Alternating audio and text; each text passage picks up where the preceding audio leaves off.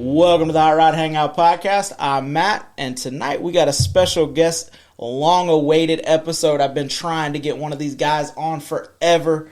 RJ Hoffman, what's going on, man? What's up, man? How are we doing? Oh, we just living a dream down here in Florida. It's wet and hot. Yeah. Oh, yeah. I live in Lake City, and it's hot and rainy. That's Very right. Yeah. So we come through, was it last weekend? We went up to Dalton Sumner's at the Burton Brook car show up there. Kind of your name popped up because Lord knows I've talked enough shit about y'all, and finally one of y'all wants to come on and tell me why it's cool. Oh, yeah. So super cool. So what originally got you into cars in general? So when I was 15, I always knew I wanted to get a truck. So I've been all into I was always going to the truck meets and stuff when I was younger. I went to with some of my friends, and I saw it as these kids are just fools, doing the donuts in the parking lots, blah, blah, blah, blah, blah. And then fast forward, when I turned 16, I went to North Carolina on vacation. And at the time, between about 6 months to a year period, I wanted to purchase an old school F-150. That was just my dream truck at the time. So I came across Marketplace when I was on vacation, and I picked up a 96 F-150. And that kind of what started the whole thing. At that time, I'm 20, so I think I was 21 or 22 is when I got the truck. And at the time, the squatted truck scene was pretty big at that time. It was really big. I didn't go to Daytona or nothing. I was on the ride of building my truck. So I started building it, I started color matching, lifting. It was when you got the truck, it was okay, this is the jump start to something. And it jump started a lot of things for me in building it. And then I just fell in love and I couldn't stop building it. Awesome. And that's when a year ago, actually it just popped up a year ago in July, I purchased my 2016 F-150 Platinum. And that's kind of what helped me. So my 96, it's not really squatted, has a little lean to it, but my Platinum, that's the one I made pretty big. And that's the squatted one that attracts a lot of attention from people. And I started building that. I bought it as a daily driver, and it did not turn into a daily driver. I dumped way too much money into it, making it huge. And, it's brought me to a lot of places. I don't know where I'd be if I didn't build trucks. I don't know where I'd be at, because I met a lot of friendships. I made a lot of friendships, and met a lot of super cool people with it. Yeah, that is the one thing. And like I said before the podcast, we give each other a lot of shit, but y'all are really just doing kind of, it's your own little take on things, and, trends. I hate that word, but trends through the years, yep. 50s, 60s, they were starting to lift the front ends, tuck in the rear ends, trying to get more traction, muscle car era. Y'all are just doing it with pickup trucks. Yeah. And the crazy thing is, too, so my dad's been a drag racer for 20 years. He does alcohol cars in the Bahamas. And so whenever, I bought my truck, he was, my parents weren't necessarily for the whole squatted thing. They was Dad, it was higher in the rear, lower in the front, going, what, eighth of a mile, quarter mile, whatever it was. And so, that's what he always grew up doing, and he still does it to this day. He still builds dragsters. And so the whole squatted thing my parents did not really care for it. But they see it now to the point of where I am at in my life now with squatted trucks. They see the impact I've made across social media. We're doing shows. I host shows about every month to 2 months.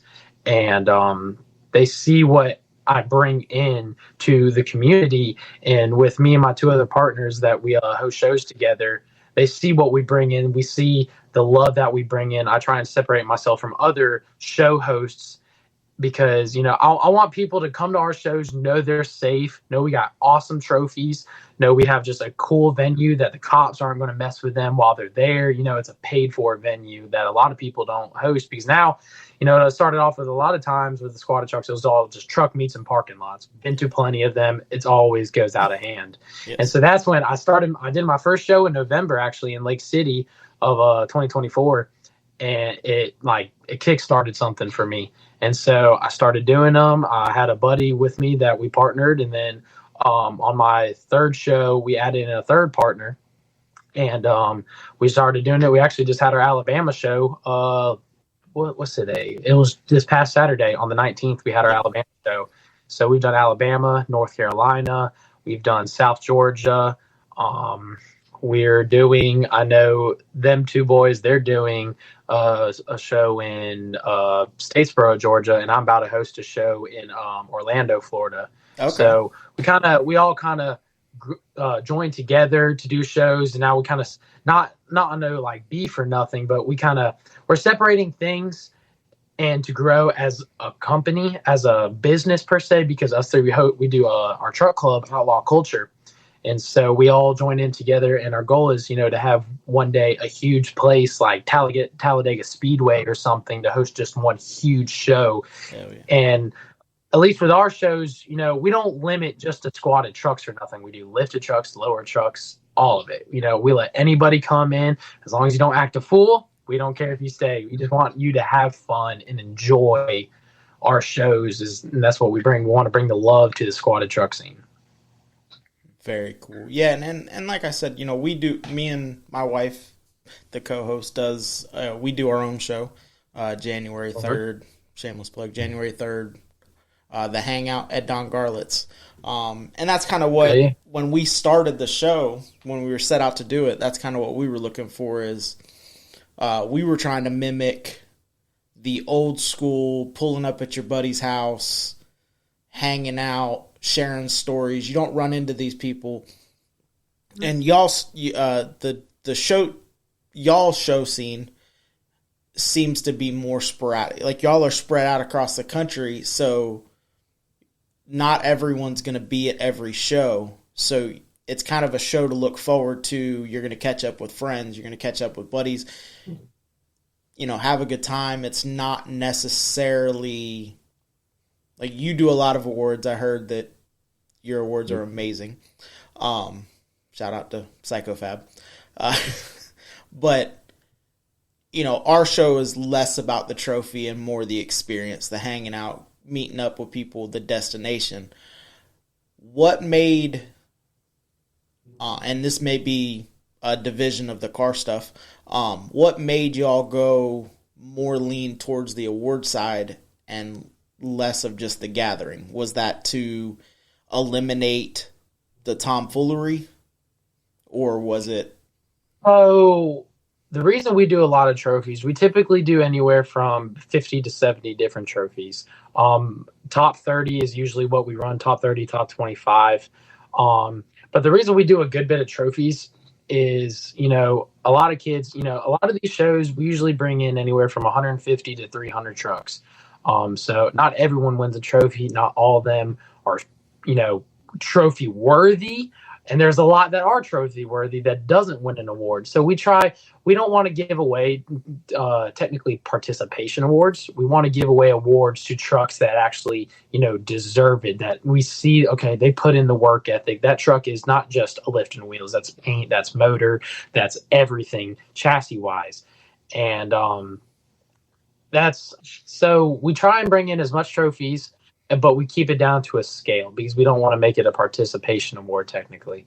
But what we do is with our venues, we try and find, indoor venues or huge venues where we can fit, like, we do a lot of fairgrounds. And so a lot of fairgrounds will have their rodeo arenas in it. Mm-hmm. And so we can park trucks in the rodeo arena. And that's what people want to be, out in the sun because it's hot as heck out here in Florida or any of these southern states. And we try and bring in, we don't want to neglect the truck meet side. That's what a lot of people don't understand. There's truck meets and truck shows. I host truck shows. I don't do the truck meets in a parking lot unless it's like a pre-meet before the show. You know what I'm saying? because I don't want the bad rep of, okay, oh, the RJ was doing that. He had a whole burnout contest in a Yeah. Walmart parking lot, And I've been there when I was 16, 17, 18. Oh, I did them all the time. I was hosting truck meets all the time. I've been there. But I've gotten to the point in my life and with the truck scene and stuff. My goal is with the scene is I want people to look up to me and be like, okay, I want to be like RJ. He's doing things the right way for the truck scene, because there's plenty of kids that, they post stuff that does not look good. So pretty much like with Daytona, go back to Daytona. So Daytona was known, everybody driving up and down the strip. It's not now. It was all the truck meet spots in different parking lots.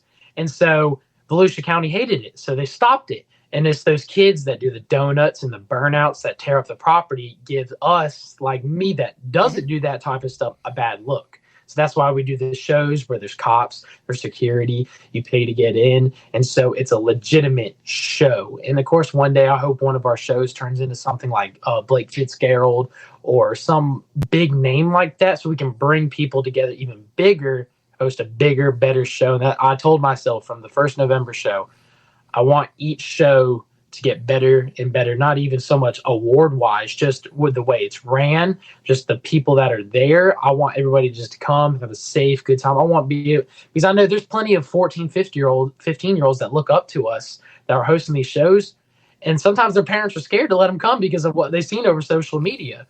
And so I want these parents to know, okay, they can come to our shows and they know they're going to be safe there. They know kids aren't going to get out of hand, and we do our best to keep everything under control and calm, because with the squatted truck scene, the ages range anywhere between, I'd say, 16 and 25. So I'm 20 years old myself, and I've had my first truck since 16.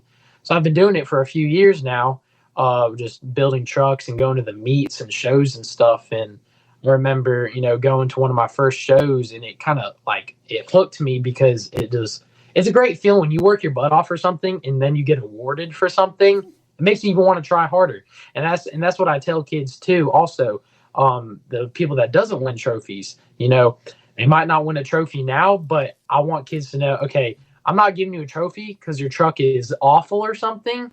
I'm giving it because there's someone a little bit better than that. And I want to see kids strive just to be better, not in a competition way, just strive to be better than their yesterday self. You know what I'm saying? That's my whole goal with it. That's a very aged wisdom, brother. That was. I try. That takes a little longer for some of us to realize. Just try to be better than yourself yesterday. Oh yeah, 100%. That's completely my goal. Like I started my barbering career at 16, so I've been a licensed barber for 3 years now, and that I started ever since a young age, 12 years old. I've always been, trying to make money, trying to start a business, doing something just to progress myself. And that's just how I was raised. That's how my parents taught me, is like, nothing in life is ever given free. You're going to work for it. You're going to figure something out for yourself. And I was always pushed just to be better. And, you don't want to be no couch potato. You want to, be a go-getter. And that's what I was always raised to be. Seems like they did a good job, man. Yeah. But so, we've talked about a little bit of your shows that you're putting on. What's a show other than your stuff that you try to make every year? So I know there's a show, there's a few shows I go to. I know a few people that kind of do them sporadically here and there. There's this one show down in, you actually probably heard of it. It's in Inverness. It's a small town get down. It's a more of a lit SEMA truck type of show. It's over at the Citrus County Fairgrounds, I believe it is. I went to it for the first time last year. It was a very great show. I noticed now, since I've hosted my own shows, I can see when there's, a not very well put together show and a very well put together show. And I want to go. So they got Beach Bash, which is mainly SEMA trucks over in New Smyrna Speedway. What else is there? They got Trucktoberfest, which is still at New Smyrna Speedway. It's the same owners. And those shows, I like going to those shows because it makes those shows are something to look forward to, because they have the burnout pits. They have the vendors. I want my shows to be like that. And I just want to keep progressing to get to that point one day. just to be able to put a better show on for people, so they have something to look forward to. And I think, going to a lot of these SEMA shows is typically in the older age of, not old, but over the age of 30, is people, they got built trucks, plenty of money, their own businesses and stuff. And, you look at that and you're like, okay, he's got stupid money, but he's probably worked for it. He's probably got a business. I know this one company, it's a tree service, and he's got a huge lifted truck. And I'm just like, okay, well, if he has a business and he's working for it and he's grinded for who knows how many years, I could be like that. So you don't want to, what I've always been told, you want to surround yourself around people that want to see you grow, and you want to look up to people. So like, you don't want to look up to someone that's doing bad in life necessarily, not to say that in a bad way, but you want to look up to someone who's doing good and moving every day, not in the wrong direction, but in the right direction. Yeah, surround yourself with people that you want to be, not people that are going to draw you down. Because especially in the car scene, and this is all aspects, not just what you do. That's one bad apple can spoil it for everyone. 100%. 100%. Scoop with SMG. I mean, he created a brand, and now he's killing it. He lives right up the road from us.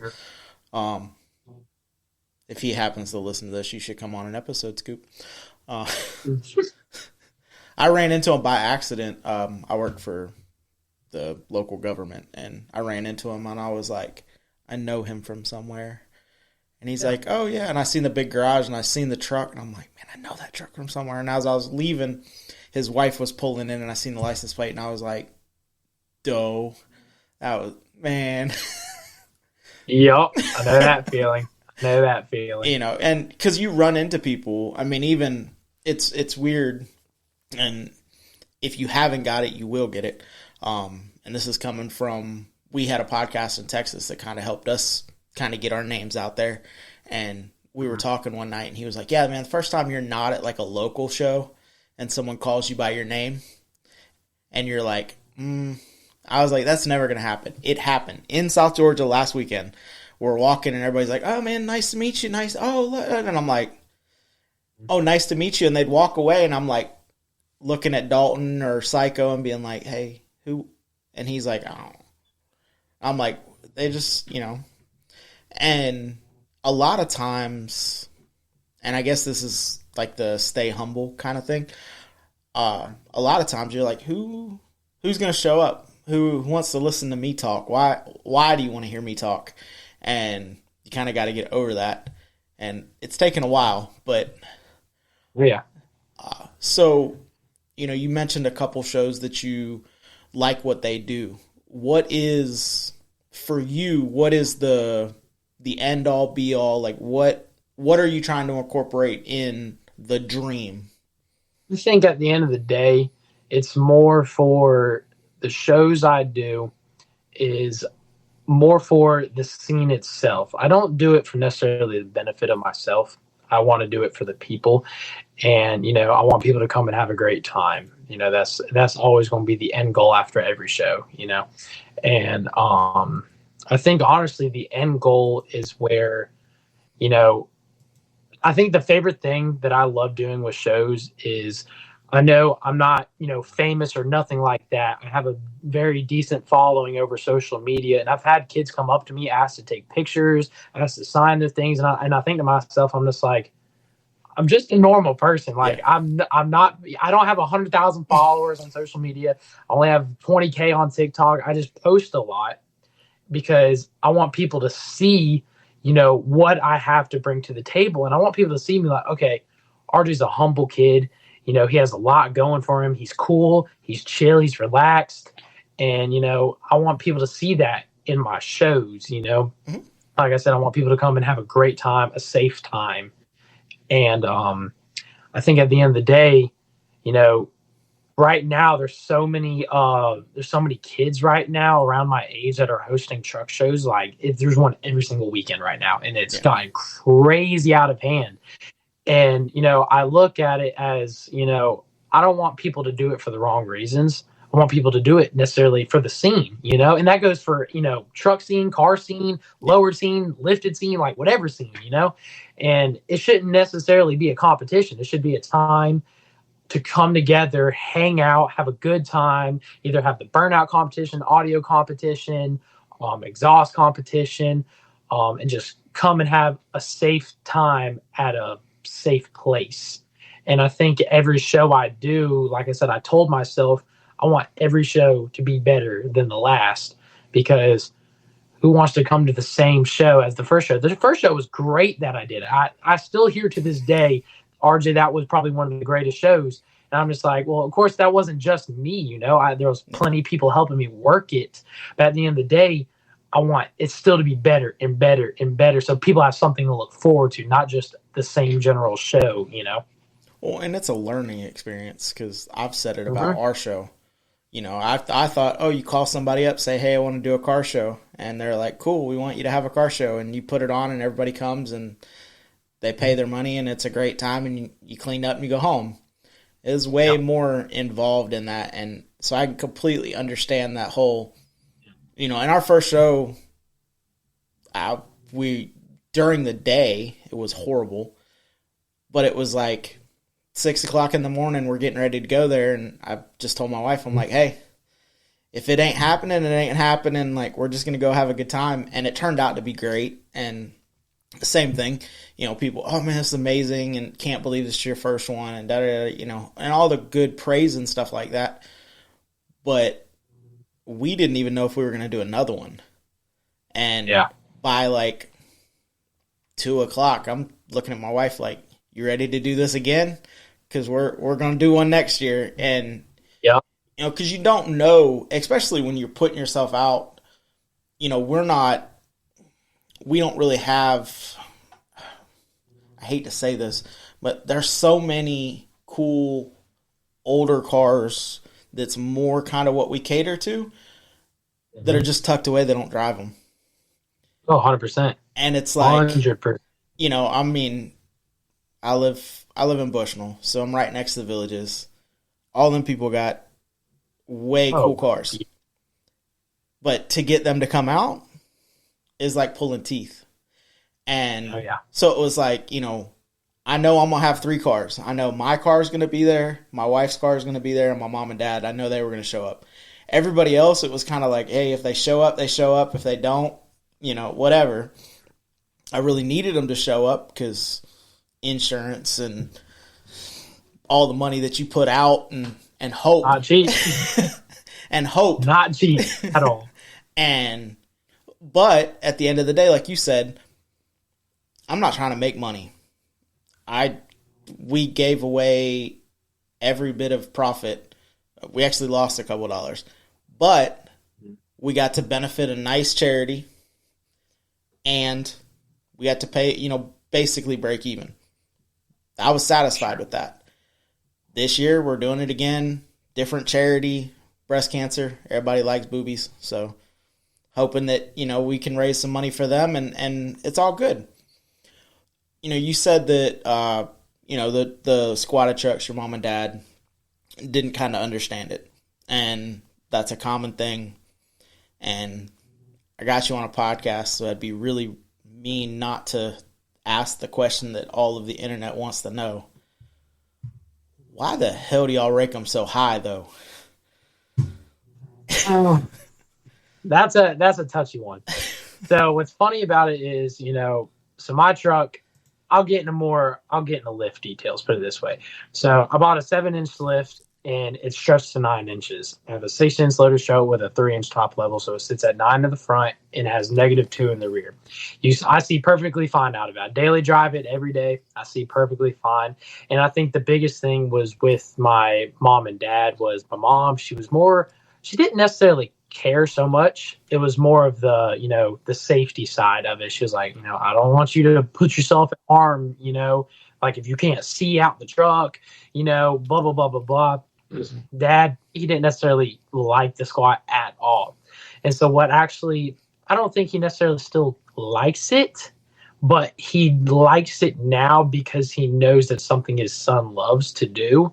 And so, with him coming, so he comes to, my mom and dad come to every one of my shows. My mom takes care of the front gate with the money, and my dad does either spectator or trailer parking and security. And so, they're at every single one of my shows, and they see it, and they see now, okay, this is something, RJ is so passionate about. Because, people talk about it all the time.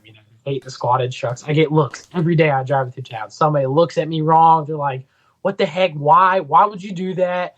Every time I went to a junkyard, actually, to go pick up a bed cover, and the dude was already talking crap to me. He was like, it's bad for your torque converter, blah, blah, blah, blah, blah. And just kept on going on about it. And I was just like, at the end of the day, it's something that makes me happy. And, to have fun, it's never cheap. It's never cheap. But when it comes down to, like, I know there's a lot of kids now that are putting these 10 to 12 inch lifts on their trucks. And I've actually thought about buying one myself. I really want to. It would be to the point where I wouldn't be able to drive it. It would just be a show truck for the squatted truck shows. And I know there's a lot of kids that do daily those big lifts where literally it's like, how do you see out of it? And I've always said, like, they're cool. Like, me, I love them. I think they're cool to a point of, I don't know necessarily if I want to build something where I don't have another vehicle to daily drive. Because then it's like, why would you put something so big where you can't see? And then, that's why that whole squat ban went into play with Carolina Squat. Now, I'm surprised Florida isn't banned yet about it. I know there's a few counties like Volusia County with Daytona and Bay County with like PCB. They're pretty strict about it just because that's where a lot of the truck weeks happen. And so they'll bring, all of us will come out there. And so cops are cracking down on it. But I feel like they're getting where I feel like cops don't understand. It's like I told a cop, actually, I was in Daytona. I said, he came up to me and was like, can you see out of that truck? I said, if you want to sit in it, you can. You're more than welcome to. And you can see perfectly fine at it. And then there's some trucks that I'm just like, okay, that's why this whole squatted truck ban is a ban, because y'all can't see. And I know a dude, I met him actually in my Alabama show this weekend. Super cool dude. He has a huge lift on his front end. And he was daily driving it, and he rear-ended an Altima. Mm-hmm. And that went viral over social media. Viral. Everyone was like, it's a squatted truck's fault. Is this, is that, just going off about it. And a lot of times, I've seen it before. A lot of cars, a lot of people, they hate the squad truck so much, they'll try and, what's the word? Put it this way, they're driving on the road, and they'll be like, all right, if I run into him, or if I cut him off, he's going to rear end me. So then it makes these guys look bad. You know what I'm saying? So I know a lot of times, the squatted truck people have such a bad look because of our lift, of how big it is in the front, that at the end of the day, it became a community. And now, of course, with this community, there's always hate and there's always love. And of course, I always shoot for the love side of it because, I want people to come together, have a good time, and, not be fools with it. And, there's always going to be that difference. But at the end of the day, I do it for a completely different reason than a lot of people. And I want people to see it for that reason, not for, the wrong reasons.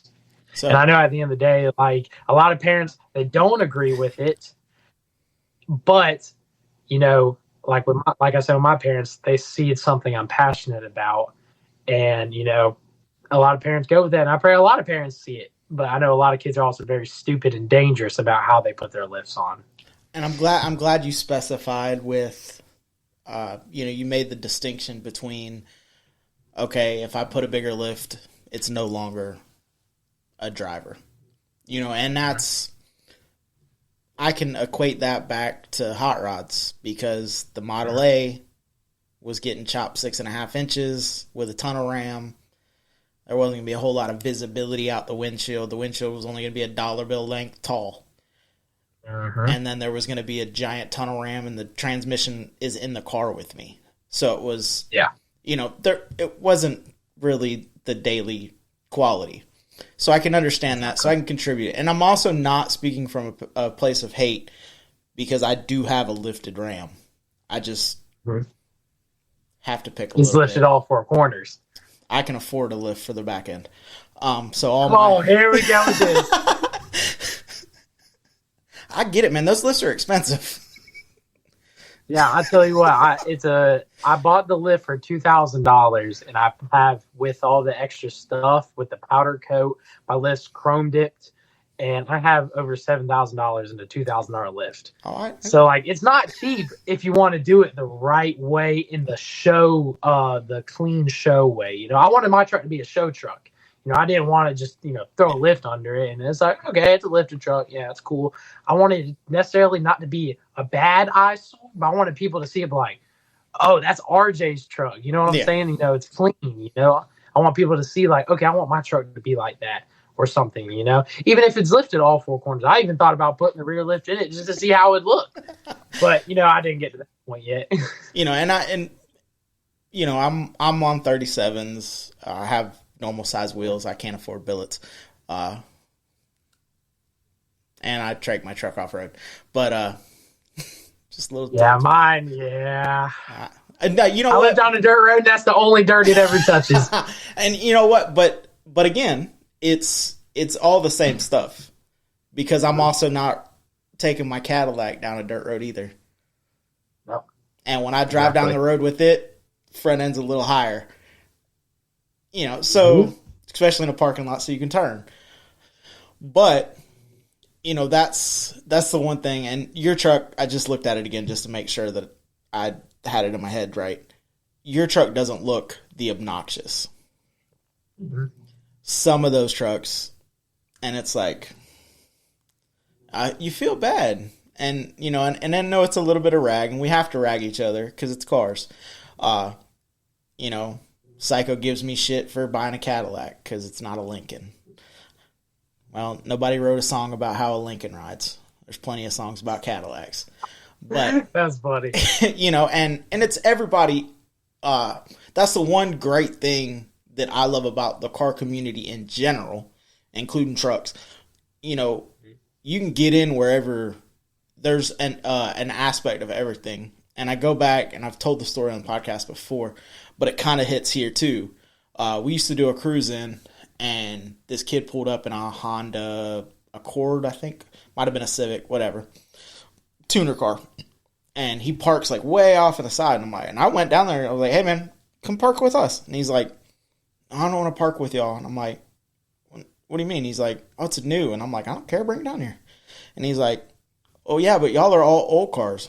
And I'm like, well, do you not want to park with us, or you think we don't want to park with you? And he was like, well, I just don't want to park. Or he's like, I'll park with you, but I just don't fit in. And I'm like, we're all doing the same stuff, And he's like, what do you mean? And I'm like, you just stood there and talked to me for 30 minutes about how, and I don't know Honda motors, but he yada yada swapped, did it for motor and turbos and coilovers and this and that. And I'm like, that's the same shit that I did on my car. Mm-hmm. It's just mine's 70 years old and yours is 7.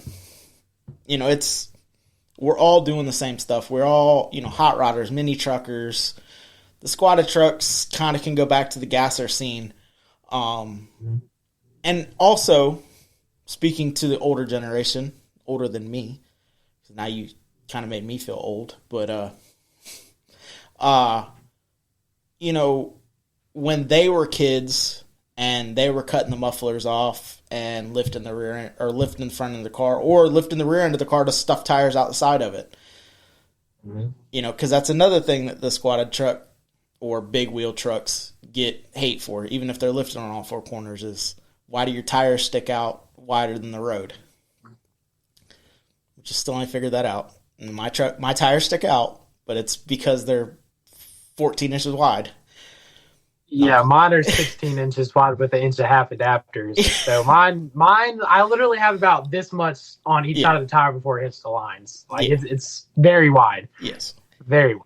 But they were doing that same stuff, and their parents or the older hot rod guys of that era were giving them shit. Well, it just moves up. Now those same guys that were defending what they were doing are now hating on what we do, and especially on what y'all do.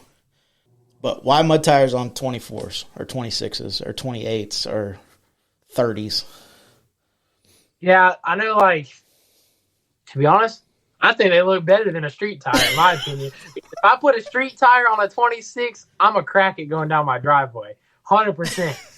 But, at the end of the day, there's their people, they'll have these 16 wides and they'll go have fun in the mud with it. Me, I try and keep mine a pavement print as much as I can.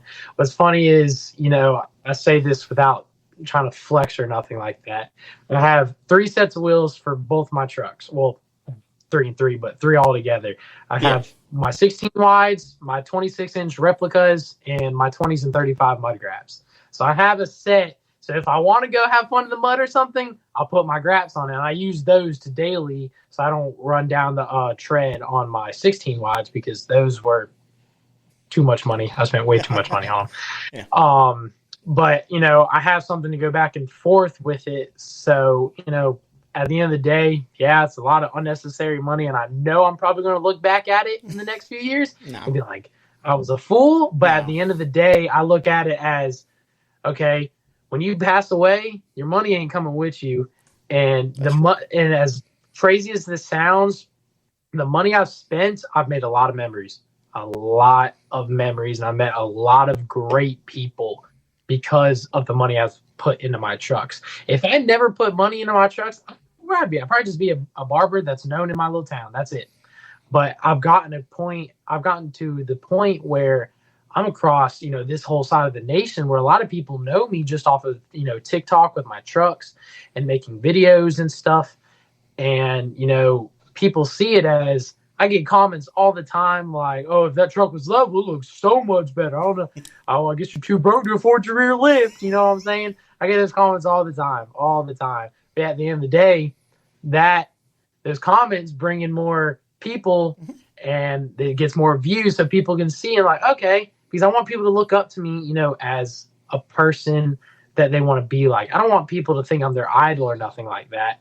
I just want people, to be like, okay, he's doing something different, but good at the same time. So is there a show or event that you've never been to that you would like to make your truck appearance at? I know I won't be seen, but I really want to go to, so Blake Fitzgerald. I don't know if you know him. You probably do. Probably not. I don't know. So he holds a show out in Tennessee. It is one of the biggest shows I think I've ever seen. Like it's a more of a diesel show. Oh my goodness. When I tell you, so they just had, I think his 3rd show, it was in March or May. I think it was March or May, one of those months or something. And when I tell you, he had to, after that show, he had to make a fully new road just to fit more people because of traffic. He had, I don't know how far the property, because he does it at his house. It's kind of like the Rick Ross show.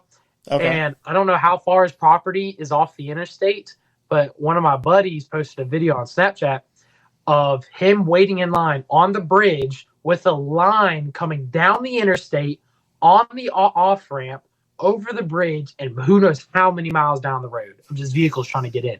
Like, just thousands and thousands of trucks because they all want to go and hang out because it was just a very well put together show. And to even, put more, I guess, say clout on him, I was looking at buying tickets. He announced them. The tickets sold out just to show your vehicle in 1 hour. And it was thousands of tickets because he has, I don't even know how many acres. Like, you'd have to go onto his Instagram and look up Blake Fitzgerald, and he has like a drone footage of the whole show. Like, it's crazy how many trucks he brings in just because of what he's passionate about. And that'd be honestly a show I would really love to go to, and a type of show I would really love to host on my own. Something of that insanity big wise. You know what I'm saying? I'll keep chugging, man. You'll get there. Yeah, that's the goal. That's the end goal. So go ahead and tell people how they can find out about shows you're putting on. Go check out the truck that you can't afford the rear lift for. And all that stuff. Your socials and all that. Our truck club is Outlaw Culture on Instagram. My personal page is That Kid RJ on all social media platforms. And everything we post, show wise, truck wise, TikTok video wise, it's all that kid RJ. That's ThattKid RJJ, and that's kind of like my social media presence name, and that's why I run everything off of. Awesome, and that'll be down in the show notes below. All right, so one piece of advice, and you could do it for a piece of advice on putting on a show or getting into the culture itself, but one piece of advice that you would give somebody trying to get into this. I think right now the biggest thing I've seen is don't do it for the money. Don't do it for the money, because people are money hungry and they see an easy way out of getting a job and holding a show. From what I've seen in the squatted side of things, do it for the love. Don't do it for the competition. Do it for the love you have for trucks, and you want to see people come together, because at the end of the day, money's the root of all evil. It gets you a lot of places, but at the end of the day, money's going to ruin it. And you don't want people to see you as some cocky turd with, that's just doing shows for the money, but do it for the passion you have for what you love to do. I think that's the best piece of advice. And at the end of the day, always keep God first. Always keep him first, but everything you do. That was very good. All right. Before I run through our list of advertisers, is there anybody that you would like to shout out? I think right now, shout out, of course, my mom and dad, they support me in everything. My two partners, 407 Jake and Poppin' Clutches, they're me and them too. We host a lot of our shows together, and we do a lot of things as a group. And so shout out them, and shout out all my friends and family that makes the shows happen with security and making sure things are ran straight. Shout out to all my people that always help me and always see my love for what I have, and they want to support me and not bring me down with it. Very cool. So make sure you go show Why Not Fab on Facebook, Instagram, and TikTok some love. Make sure you go to Throttle Addict, use code word Hot Rod to get saved 15% off. They got cool merch. They just dropped new merch and sunglasses. Make sure you go show Johnny Jalopy some love. Facebook, Instagram, YouTube. He is doing the show logo for the 2026 Hangout. Low-income clothing, low-income photo, balling on a budget. Make sure you go show Wrenching for the Future, and definitely go check out Psycho Lincoln, Psycho Fab, Psycho Simmons himself. Can't wait to see the roof of the Cadillac, and no, I'm not telling nobody lies. I have no clue what it's going to look like. I'm giving him complete reign as long as I can afford it. Thank you again, man, for coming on. Yeah. All right, guys, till next time, get out and drive your shit. Later. Later, bro.